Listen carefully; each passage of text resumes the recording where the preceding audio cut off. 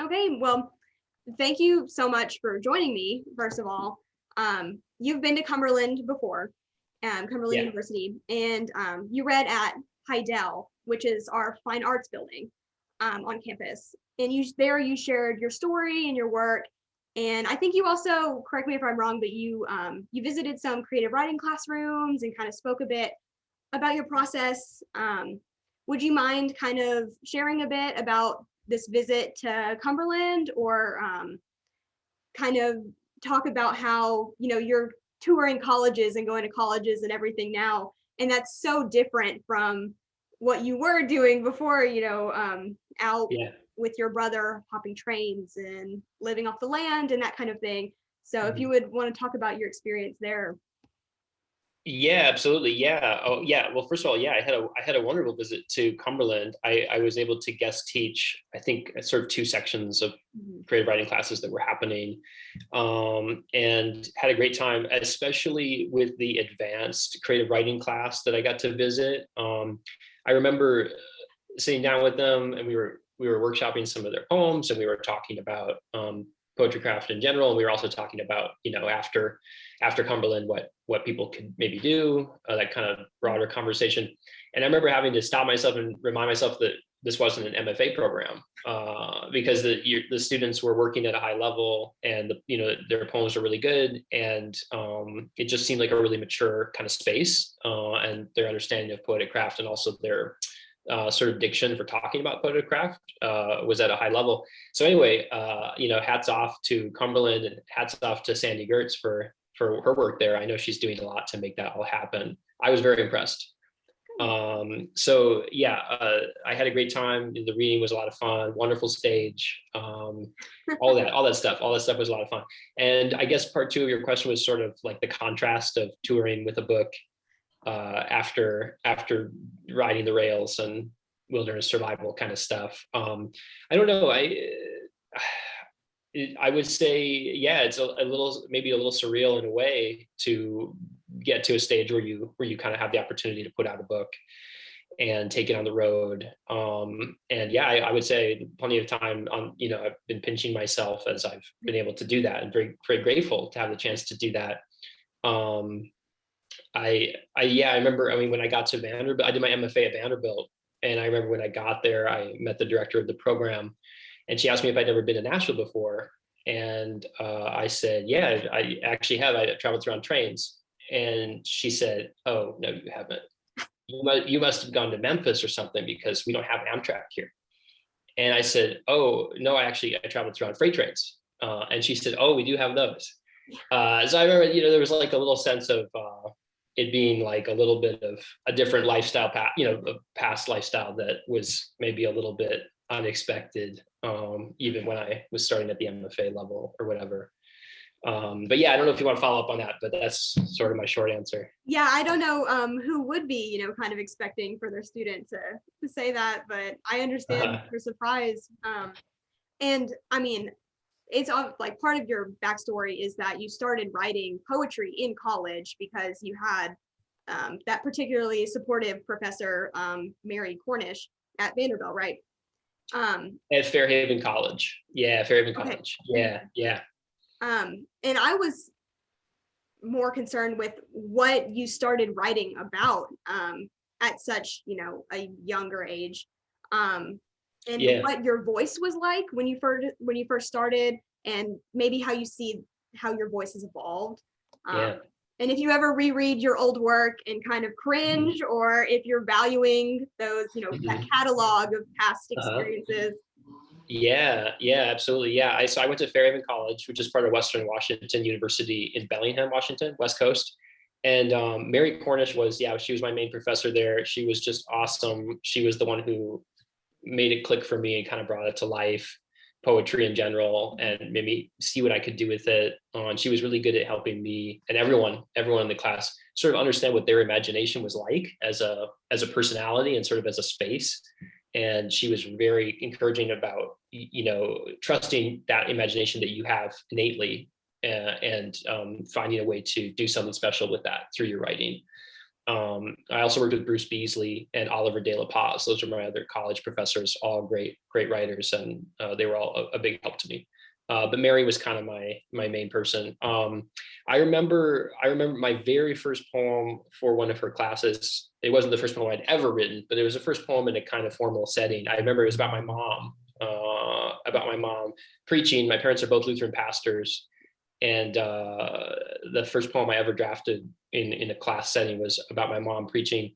And I didn't write anything again about that until like maybe last year. And so it was kind of interesting. It was interesting to write about it again, like more than a decade later, and kind of have this whole arc and like a space between those poems. But I remember my impulses were always pretty narrative. I love stories, and I love kind of pressurized scenes in a poem context. And I think that was an instinct for me really early on, was crafting narrative scenes in kind of a compressed space, interested in images, interested in dialogue, but ultimately interested in characters and kind of portraiture of characters and character dynamics. I think those were all some of my innate impulses right away, and that's stayed pretty consistent for me, that I have a kind of narrative-driven imagination, and I care a lot about people, and so I do a lot of portraiture. And yeah, that stayed consistent. I mean, other things have changed, certainly, and I've certainly grown as a person and as a writer over the years. But I do think there's some things you can kind of look back at and say, hey, there is something about this that sort of has my fingerprint on it, even when I was young and just getting started. And another thing I would say for young writers starting out and for writers as they grow, one thing to keep in mind, dealing with workshops, for example, a lot of workshops can be about cutting out things that are kind of weird or too bizarre or a little hard to understand initially. And I would say to young writers, be a little wary of that, because I think in a lot of ways, the thing that's kind of a little wrong about your writing, and it's a little clunky and a little too specific or a little too whatever, it's kind of like you coming out. That's the stuff that will be the gem once you get good enough for the poem to kind of be powerful. Those same faults will be the poem's strength, even though they're still in a way faults. It's kind of like it's bizarre. Maybe that's a little hard to unpack, but I do think it's worth trusting your defaults basically as a person, where you are a little too specific or too quirky or whatever. Those will become strengths as you write more and more. Mm-hmm. Yeah, you really have to hone that voice, and it's incredible that you could see those habits in yourself, even from, early writing, just how you have this kind of innate tendency to go for a certain kind of poetry. That's just kind of incredible. And I mean, in the past, as well as just then, you've talked about how you consider some poems to be kind of failures, and how you keep drafting and looking for new angles on kind of the same scenarios. I mean, Low Passions took you 10 years, over 10 years. How do you find that motivation, I mean, for new writers? And how do you keep overcoming that failure, especially when you alone have to judge if a poem isn't working? It's different in workshop when someone else can tell you, but when you're alone and have to judge, it's much more difficult. Yeah.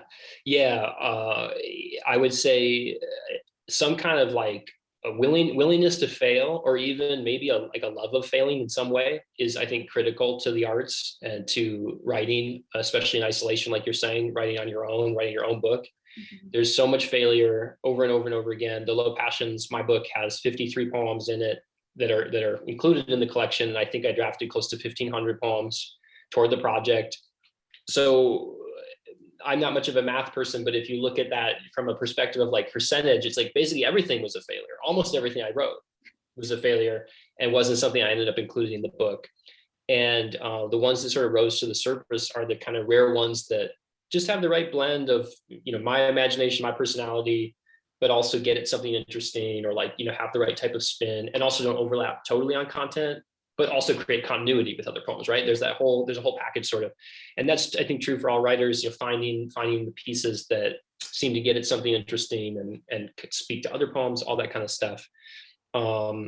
Finding the motivation to keep going, I think, is a huge challenge. For me, I'm very stubborn, very bullheaded, and I kind of just keep working. I kind of plug along, draft another piece, start over. And I try to enjoy the opportunity to start a new poem. Just the idea that you kind of would have, the time and energy and space to just try something. I try to keep an attitude of gratitude toward that. Like, it's such kind of a gift. And then also an attitude of, like, I don't know, just being a little bit just open to the idea that most of them aren't going to work. And know that you can, after a while, you realize that ahead of time. And you're just like, you know what, most of these aren't going to work, or, whatever, I can move on. But you're growing, you're learning from all the failures, from all the drafts. So you're strengthening a certain kind of muscle in your brain, and you're helping yourself learn and trust synaptic leaps, like, kind of jumps in your imagination where your synapses are connecting strange, maybe just two disparate things, and that takes an effort in a way. You can't just kind of sit down and write a poem out of nowhere if you've never done it before, right? You got to train for that. You got to build the muscle. So in a way, there's a lot of failure. In a way, it's all just growth. And so if you can look at it as growth, that makes it easier to keep going. I also just think, in a way, my poems that I end up liking and keeping around and start building on, they're like my friends or something, that they're like, I have a relationship with them. And for me, what that means is then I memorize them, and I go on long walks, and I edit the rest. If I keep editing forward, I edit the rest in my head, reciting them. And at that stage, I'm kind of chiseling and shaping, and still kind of trying to advance them. And I carry them around with me in my head. And that was true at the book level too. Once I had the whole book, I memorized the whole book, and then I would basically recite the book in my head and think about whether it was sort of like the kind of musical movements in a way. Let's say every kind of 10 poems in a sense. Like, was the musical movement working, and was it boring if I keep going forward reciting? Once I'm at the 10th poem, once I'm at the 20th poem, is it sort of working on a musical level? Or is it getting boring or tedious? Things like that. I don't know. But yeah, that's what I do. I kind of think of them as my friends and spend time with them. But I'm a kind of lonely person, so I don't. I mean, some people wouldn't do that, maybe. One of our professor is Sandy Gertz, talks about having a poem in your pocket. You always keep a poem in your back pocket so you can pull it out and read it when you need it. It's interesting for you to have your own work in your head that you can always kind of pull out and rely on if you ever need it or need to tweak it and edit it. Kind of switching gears, but not really. I read an interview from the Sonora Review, and it was 2015. We're going back a ways, but in that interview, you said that you expend a lot of energy trying to tap into your basic feelings, and those feelings end up being universal human experiences. And I mean, you've spent the majority of your life interacting with all kinds of people, so many different types of people, and hearing so many different types of stories from those people. And those people, who are oftentimes working class, they influence your poetry and the images that you're using. I just feel like you've experienced the realities of human nature over and over and over again, and that really makes itself apparent in your work. I guess my question is, how do you go about portraying something so complex within a poem, and where do you even start with trying to understand your emotions in relation to the people around you? Yeah, I mean, it's one of these things where, like, the craft of art at this kind of stage, when you're talking about something like that, is overlapping so much with, like, growth as a human being, right? Growth as a person. How do you get in touch with your emotions as you get older, instead of shutting them off and, turning to whatever, alcohol every night to, like, try to erase as much as possible, things like that. and it's a challenge, right? It's a really big challenge, and it's a lifelong pursuit. It's a hard pursuit. I would say, for me, a lot of my initial instincts with writing poems, and maybe also with grappling with these, relationships with other people, is observation, kind of like being a foremost like mode for me. I'm very observant, and I like to hear other people's stories, and I like to try to like prompt them to keep going, tell me more, tell me more detail. And when I was little, this kind of ties back all the way to my childhood in a lot of ways, because when I was little, I had dyslexia. I still have dyslexia, but when I was little, the dyslexia was bad, and so it took me a long time to learn how to write and read. And I wrote everything backwards in what's called mirror writing for a whole stage, where if you held up my text to a mirror, it would look correct. So it's like a perfect mirror image. And so I was slow to come to text and to trust language on the page, which meant in those years I relied heavily on my ear to listen to how people spoke. And my mom would try to teach me how to read, and I would memorize the text she was reading to me, and then I would pretend I could read and recite back to her what she had said, but pretending I could read, things like that.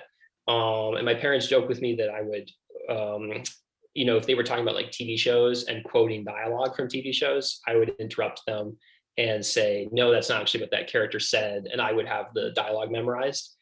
So I kind of was forced to develop an ear for memorizing language from a young age, because I couldn't rely on my ability to read. And as I've gotten older, I think I just kind of kept that muscle a little bit and kept being interested in hearing people talk. I like listening to storytellers. And so then once I was in my 20s and I was traveling a lot, I would, kind of like talk to a lot of people because I'm traveling, right? So you talk to all these different people in all these different towns and stuff. And I would memorize what they were saying to me while they were saying it. And then I would like write a lot of it down in my journal at night, and think about how their stories were constructed, and think about, what they were really trying to get at. It's almost, and it's at that point, you're kind of reverse engineering. You're like, if this was what this person said, what's going on for them emotionally? Like what's the story beneath the story, that kind of thing, right? Which is true of writing too. As a writer, you're like, what am I writing about? And then what am I really writing about, right? Like that's a lot of what you need to figure out as an author. And I think, that process helped me learn some about writing for myself, was like listening to other people's stories and figuring out those layers. Mm-hmm. So that has helped me learn how to write portraits of people. I think was doing a lot of that journaling. Just kind of figuring out how to pay attention to how people talk and what that says about them, and then figuring out how to construct portraits, in a literary portrait from that. Bringing myself into text and like bringing my own emotional life into text, I think has taken me longer and has been harder. And I don't think I'm all the way there. I think that's something I continue to learn how to do, how to put my own emotions really in there, and also in relation to all the subject matter. I think as I've developed as a writer, my earlier poems subdued those emotions more, or like contained them within images. And I've worked to try to like kind of bring it a little bit more like into the open, like kind of like shine light onto that more. And I also think that's been kind of a natural part of the process. Like as you keep developing, you keep learning how to express yourself more clearly.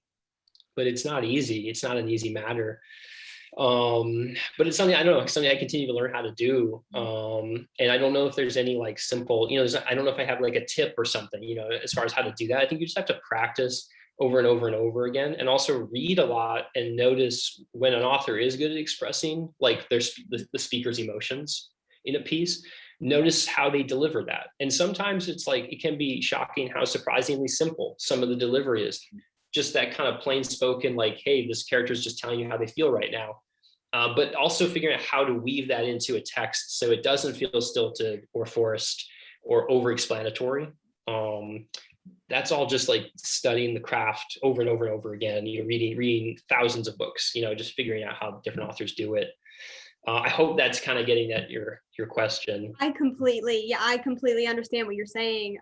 I feel like with a lot of developing writers, and even so experienced writers like you, unlocking that part of your brain that's able to be vulnerable to the truest extent is just probably the most complicated part of poetry, trying to convey your own emotions, because everything else you can kind of observe objectively, right?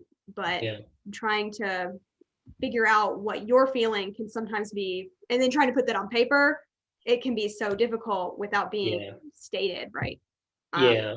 And one blessing in a way is that, when we write, when any writer is writing, even if it's a pretty objective writing or not necessarily addressing yourself, we give ourselves away in a sense by what we choose to notice, what we choose to focus on. And a text, any writer's text is sort of like infused with their personality and with their sort of psychology, and with their emotions are kind of like in the landscape so much. And that's a cool part of reading, getting to be a reader and sort of enter someone's imagination on every level. Every sentence has their imagination sort of built into it. But then also there is like a kind of mastery to bringing that emotion even more present, more and more present as you write more and more. And I think it just takes time, decades, apparently, a long time. Yeah, really. Yeah.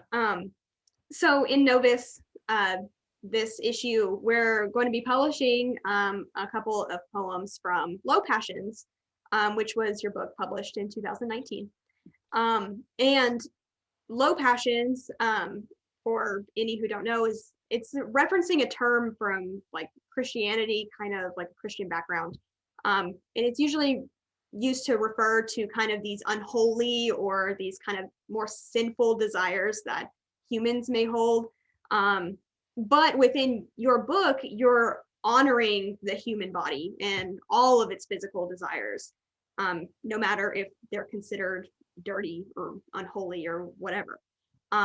So again, you're taking these human experiences and uplifting them despite, or rather in spite of, these social taboos. So why do you think that this theme is important within our like current very Western culture? Do you see a lot of self-hatred or shame surrounding the human body and its natural needs? Absolutely. Yeah, I do. I experienced that myself. Shame of my own body. Embarrassment of bodies in general, right? For sure. And I mean, there's so many topics around that. There's body shaming. There's the religions many people grow up in that kind of construct taboos around bodies. So certainly all of that is of great interest to me and great importance. I think my life has been a very physical life, partly because I was a skater for many, many years and continued to enjoy skating, but I did it very seriously for a decade. And that was my youth. And so I think I really developed like a very embodied attitude toward living, and I'm very, very in touch with the sensations of my body's needs, and like the pleasures of movement, the pleasures of the body expressing itself. And I think, yeah, that was a very central interest of mine, but it's also kind of, becomes metaphorical to just the notion of being embarrassed and ashamed of ourselves, right? In general. And in terms of tying it to the Christian story, I had an interest in that for numerous reasons. One being because my parents are both Lutheran pastors. So I grew up in the church very heavily. I had to attend both my parents' congregations. I did many, many years of confirmation, and was just really steeped in the church. My aunts, uncles, grandparents, all pastors, the whole family, and my cousins now of my generation are also pastors. So that's my background, and I was interested in kind of trying to turn this term, the low passion, sort of on its head a little bit and spin it more positive, because I think part of the argument in my mind of the book and of that poem, specifically the poem titled "The Low Passions," is this idea that in the Christian story, Jesus like comes down and becomes flesh, right? And my interpretation of that term, the low passions, is like you said, these desires of humans, but also kind of literally meaning of the earth and of flesh, as opposed to the high passions, which is basically heaven. This is the high and spirit is the high passions. And so it's kind of in a way making an argument that in the Christian story, God had to become of flesh and of earth, in a sense, to like communicate with humans, or to like understand humanity, or to kind of be in communion with humanity. And that's like the Jesus story in a way is the story of God becoming part of, like, quote unquote, the low passions. And so that was a great interest to me, to try to like kind of make an argument for that being a beautiful story rather than something to be ashamed of. God becoming a body, is like a beautiful thing, and it's a very evocative story, a very interesting story. And so I kind of wanted to use that as a framework for thinking about, hey, if we're, in theory, these concepts like living in God's reflection, or like, we would aspire to be like God. Well, that's God's story, right? Like in that tradition is God actually becoming flesh and embracing the life of the flesh, in all its complexity and in all its sorrow. And that was a potent story to me, and I felt like I kind of wanted to try to imbue that sort of view on the people and places around me, my hometown, my like Midwestern childhood, and the small towns I grew up in, and sort of give that perspective of, hey, this is all beautiful and to be embraced, in the way that, in the Christian story, God embraces it, right? God embraces the life of the flesh. So yeah, I guess I hope that's kind of getting at what you're asking. Completely. Yeah, great insight on maybe how low passions is kind of opposing a commonly held belief of this kind of self-hatred, or maybe just like shame, that a lot of people hold that they can let go of, and that's beautiful. It's yeah, and it's also a term that, in the negative sense, it's severing the body from the spirit.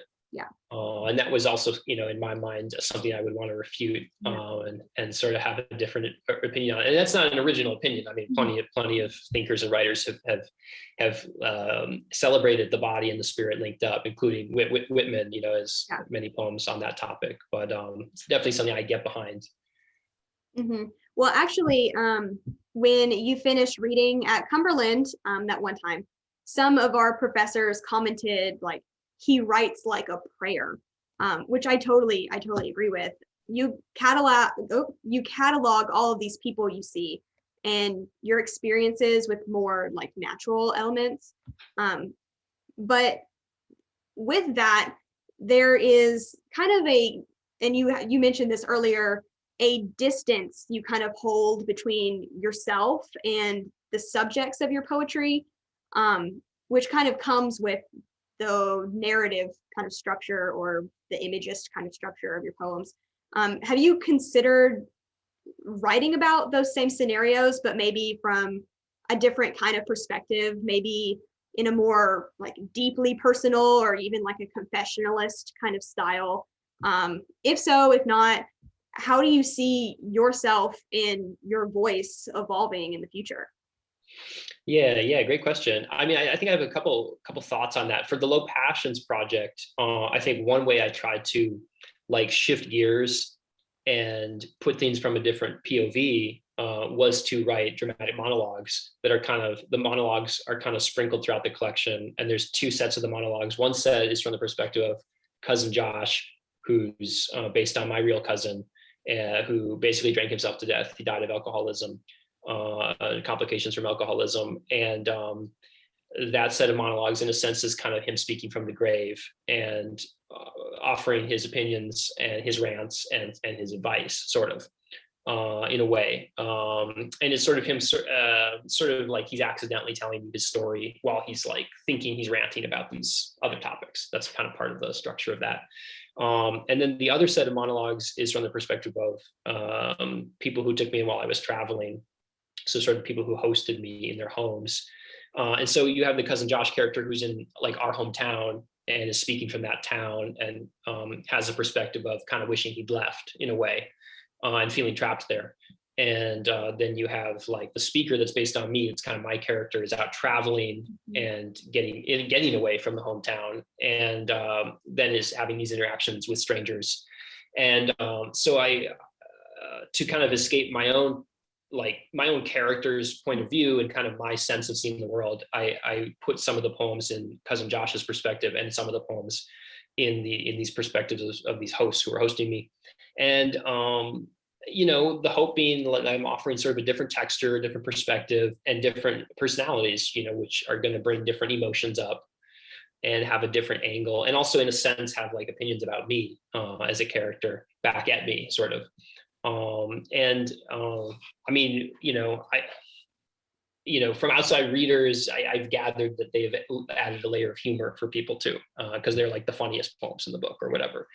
That was one project of like how to shift gears, how to change your point of view, how to bring in different types of emotions. Writing forward,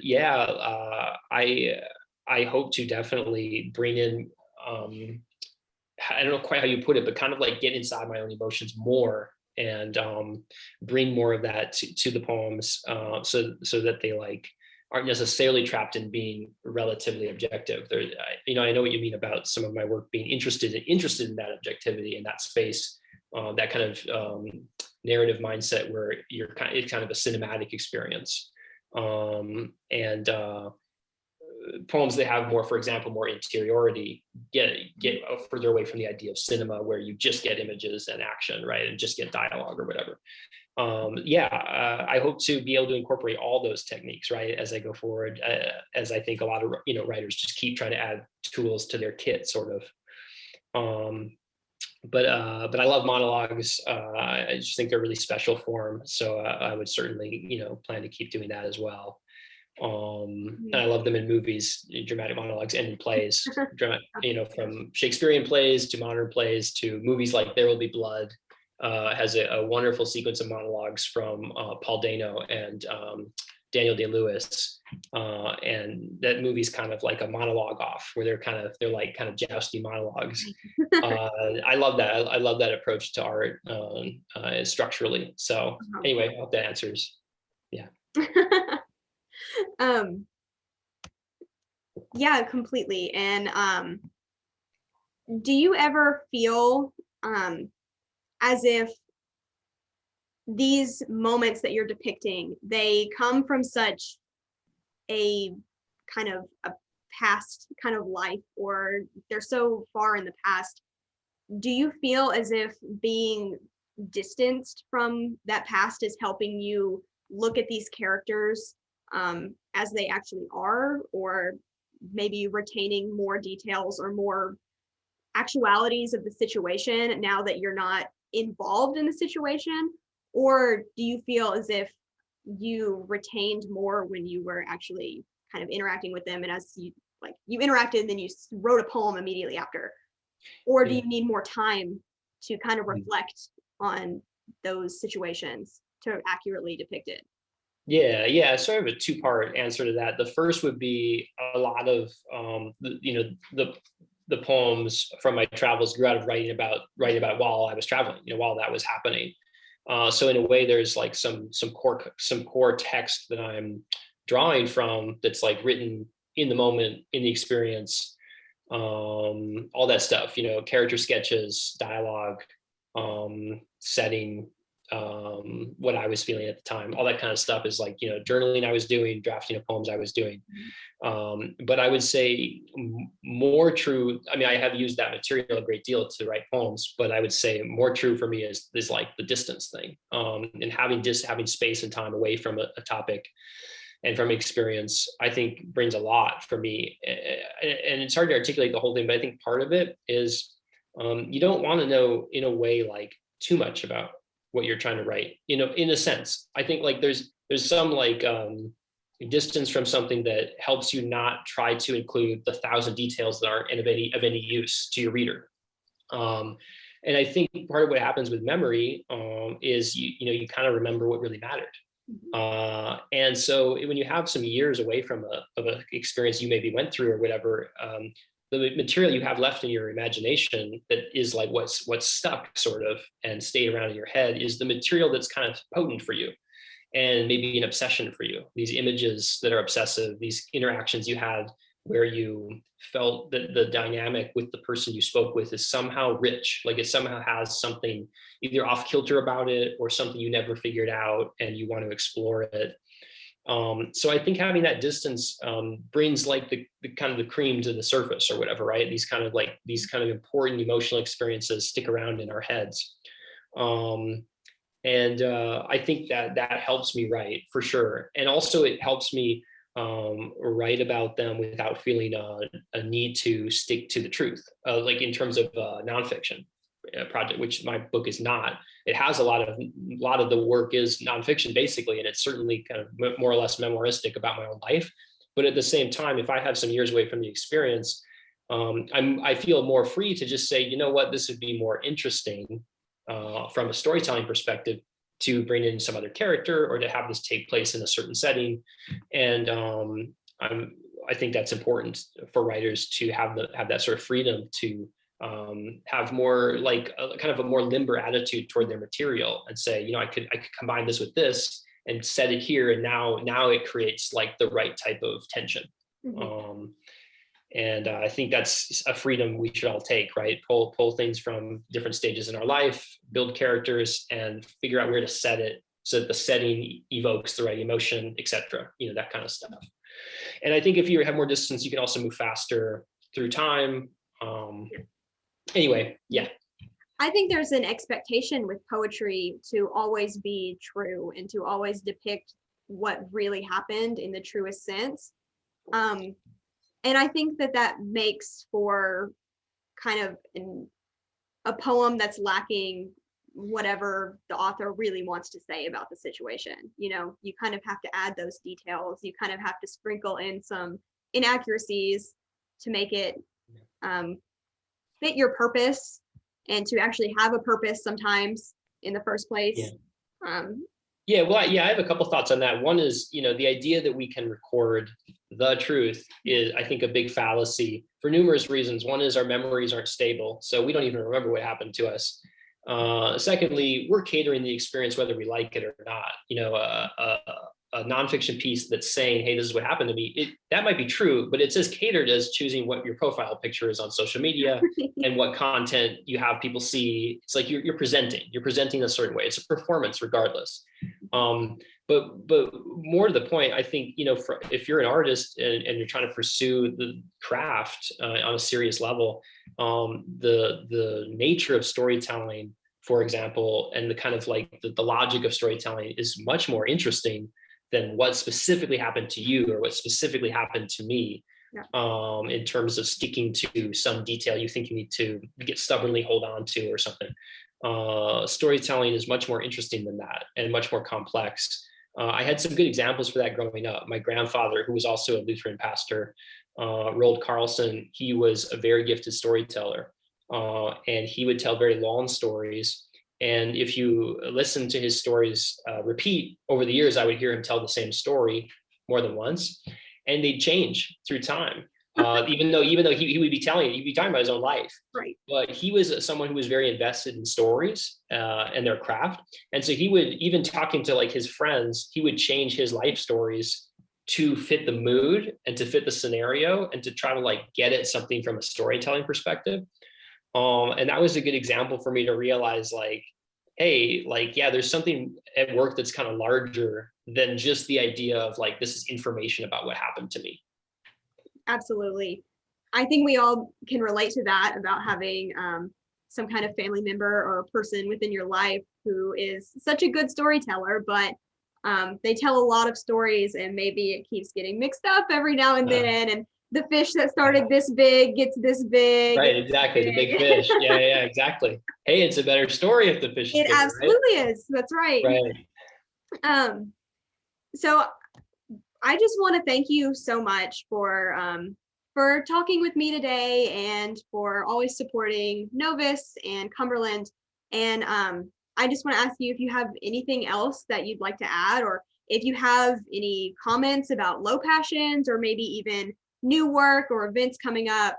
I know with COVID, it's kind of like everything has been put to a halt, but I think we're kind of getting over the hump now. So just if you wanted to promote anything or let let our readers know kind of what's in store for Sure, Anders sure. Carlson-Wee? Sure. The couple short things. My book, The Low Passions, is now out in paperback, which is nice. So it's very lightweight and flexible, and you can travel with it. So that's cool. And I'm hard at work on a new project. It will probably take me a while to finish, but I'm working on it. So stay tuned. Um, and then otherwise, yeah, I really hope I get to visit Cumberland again. I loved visiting your program there, and everything that's going on is just awesome. And I really appreciate you interviewing me for Novus, and publishing some of my work. It's just great. And yeah, to all the writers at Cumberland, just keep going, keep working on it. Trust Sandy; she's great. She's got the right kind of advice for you. Anytime you want to come back, there's always a spot. Always. Great. Love to have you again. And then where can people find you and your work? You have a website and Yeah, sure. My website's just my full name, AndersCarlsonWee.com. You can check me out there, and Facebook and Twitter, whatever, that kind of stuff. You can track me down. And my book's with Norton, so if you want to look up the Norton catalog, find it that way. Yeah. All right. Thank you so much again. It was a pleasure talking to you. I feel like I gained a lot of insight. I'm sure I'm not alone in that.